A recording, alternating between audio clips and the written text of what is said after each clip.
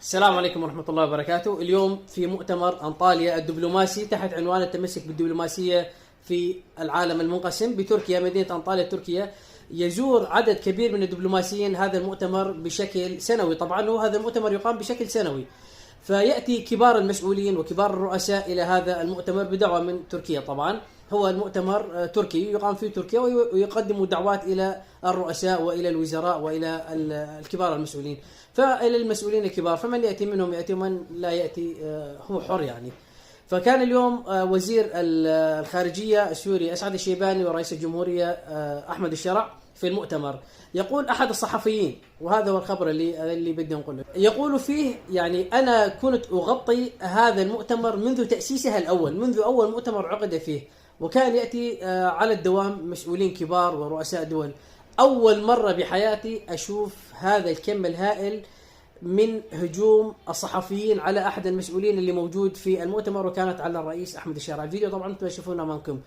كمية الصحفيين يعني تشعر أنه كل الصحفيين تركوا جميع المسؤولين واجتمعوا حول الرئيس السوري أحمد الشرع، علما أنه ما في عنا نحن إعلام رسمي كان بوفد مع الرئيس أحمد الشرع، لأنه كل رئيس جمهورية وين ما يروح معروف أنه يكون في له فريق صحفي يكون مرافقه. نحن بدون ما يكون عندنا فريق صحفي كان الإعلام العالمي ككل يغطي هذه الأحداث في مدينة أنطاليا بتركيا.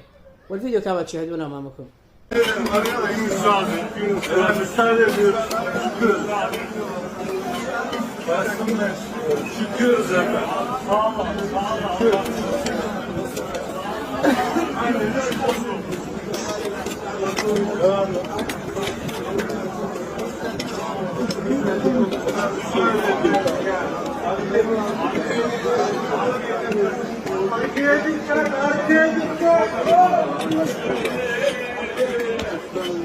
سيد الرئيس ما في تصريحات. سيد الرئيس